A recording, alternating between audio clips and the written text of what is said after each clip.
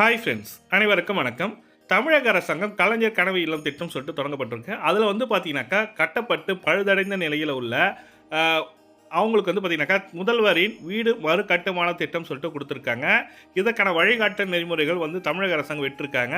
யார் யாரெல்லாம் தகுதியானவர்கள், எப்படி கட்ட வேண்டும், எவ்வளோ அமௌண்ட் பணம் குடுக்குறாங்க என்ற வழிகாட்டு நெறிமுறைகள் வந்து தமிழக அரசாங்கம் வெளியிட்டிருக்காங்க. பழுதடைந்த வீடுகள், கலைஞர் வீடு திட்டத்தின் மூலமாகவோ அல்லது அரசாங்கம் வழங்கிய வீடுகளில் பழுதடைந்த நிலையில் இருக்குன்னா சீரமைக்க முடியாதவர்களுக்கு தமிழக அரசாங்கம் சீரமைத்து பழுதை நீக்கி புதிய வீடாக கட்டி தருகிறாங்க. அது எவ்வளோ அமௌண்ட் கொடுக்குறாங்கன்றத ஃபுல் டீட்டெயில்டாக கொடுத்துருக்காங்க. இந்த வீடியோ ஸ்கிப் பண்ணாமல் பாருங்கள். வீடியோ பிடிச்சிருந்தா லைக் பண்ணுங்கள், கூட சப்ஸ்கிரைப் பண்ணுங்கள். வாங்க வீடியோக்குள்ளே போகும். முதல்வரின் வீடுகள் மறுகட்டுமான திட்டம் பயனாளிகள் தேர்வுக்கான வழிகாட்டுதல் என்னென்னு சொல்லிட்டு கொடுத்துருக்காங்க. பட்ஜெட்டில் அறிவிக்கப்பட்டபடி கிராமங்களில் அரசு திட்டங்கள் மூலம் கட்டி கொடுத்து பழுது பார்க்க இயலாத வீடுகளை மறு கட்டுமானம் செய்யும் திட்டத்துக்கு முதல்வரின் வீடு மறு கட்டுமான திட்டம் என பெயரிட்டு இந்த ஆண்டு முதல் கட்டமாக 600 கோடி ஒதுக்கீடு செய்துள்ளது தமிழக அரசாங்கம். இந்த திட்டத்துக்கான வழிகாட்டு நெறிமுறைகள் வந்து கொடுத்துருக்காங்க. தமிழக பட்ஜெட்டில் மார்ச் 14ஆம் தேதி அறிவித்தபடி எவ்வளோ அமௌண்ட் கொடுக்குறாங்க, யாரெல்லாம் தகுதியானவர்கள் என்ற டீட்டெயில்டான ரிப்போர்ட் கொடுத்துருக்காங்க. வழிகாட்டு நெறிமுறைகள் பார்த்தீங்கன்னாக்கா, கிராமப்புறங்களில் 2000-2001 ஆண்டு வரை பல்வேறு அரசு திட்டங்களில் கட்டப்பட்ட வீடுகளை பழுது நீக்கம் செய்ய ஊரக வளர்ச்சித்துறை மேற்கண்ட கணக்கெடுப்பு இத்திட்டத்திற்கான அடிப்படையாக இருக்கும். பழுது பார்க்க இயலாத நிலையில் உள்ள ஓடுகள், சாய்தள கான்கிரீட் கூரை கொண்ட வீடுகள் இத்திட்டத்தில் தகுதியானவை சொல்லி கொடுத்துருக்காங்க. மறு கட்டுமான வீடு பயனாளிகள் பெயரில் அல்லது அரசு திட்டத்தில் ஒதுக்கப்பட்டதாக இருக்க வேண்டும் சொல்லி கொடுத்துருக்காங்க. மறு கட்டுமான வீடுக்கு வந்து பார்த்தீங்கன்னாக்கா அவரோட பெயரில் இருக்கணும். பயனாளி இறந்திருந்தால் சட்டப்பூர்வமாக வாரிசுக்கு குடியிருந்தால் மட்டுமே எடுத்துக்கொள்ளப்படும். அந்த பயனாளி பெயரில் ஒதுக்கப்படப்பட்டு இருந்திருந்தாக்கா அவர் இறந்து விட்டார், அவரோட பசங்க பேரில் வரும்னு சொல்லியிருக்காங்க. சுனாமி பேரழிவால் பாதிக்கப்பட்டவர்களுக்கு அரசு சாரா நிறுவனங்களால் கட்டப்பட்டு வழங்கப்பட்ட வீடுகள் சிறப்பினமாக எடுக்க கொள்ளப்படும் சொல்லி கொடுத்துருக்காங்க. பயனாளிகள் இத்திட்டம் இந்த வீட்டை தவிர வேறு எந்த வீட்டையும் சொந்தமாக வைத்திருக்கக்கூடாது. விற்கப்பட்ட வாடகைக்கு விடப்பட்ட மற்றும் சட்டப்பூர்வமற்ற வாரிசுகள் குடியிருந்தால் திட்டத்தில் எடுத்துக்கொள்ளப்பட மாட்டாது.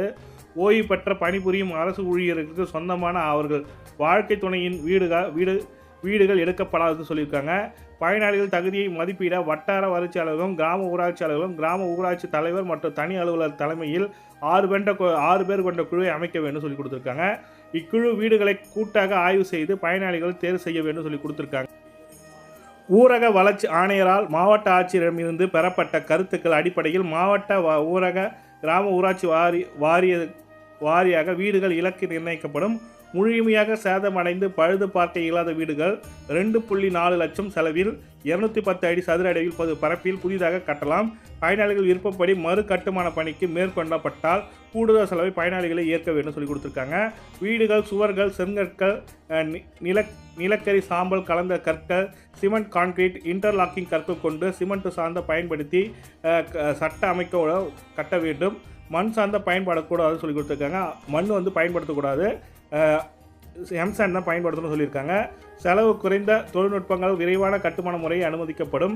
பயனாளிகள் வீடு கட்ட தேவையான உதவிகள் கிராம ஊராட்சி வழங்க வேண்டும். அரசு வழங்கும் தொகை பயனாளிகள் வங்கிக் கணக்கில் நேரடியாக வர வைக்கப்படும். வீட்டின் முன்பு அல்லது சுற்றிலும் இட வசதிக்கேற்ப 6 அடி உயரமுள்ள 2 மரக்கன்றுகள் வேலியுடன் அமைக்க வேண்டும். அதன் பின்னரே இறுதி தவணை தொகை வழங்கப்பட வேண்டும் என்று அதில் கூறப்பட்டுள்ளது சொல்லி கொடுத்துருக்காங்க. இதுதான் வழிகாட்டு நெறிமுறையாக தமிழக அரசாங்கம் கொடுத்துருக்காங்க. இதை பேஸ் பண்ணி தான் உங்களுக்கு கொடுக்க போகிறாங்க. தமிழக அரசாங்கம் கட்டி பழுதடைந்த நிலையில் உள்ள வீடுகள் வந்து தகுதியானவர்கள் வந்து தேர்வு செய்யப்படுகிறாங்க. யார் பெயரில் கொடுத்துருக்காங்களோ அவர் இருக்கணும், உயிரோடு இருக்கணும். அப்படி இல்லை இறந்துட்டாங்கன்னா அவரோட வாரிசுக்கு கொடுக்கணும் அப்படி சொல்லி கொடுத்துருக்காங்க.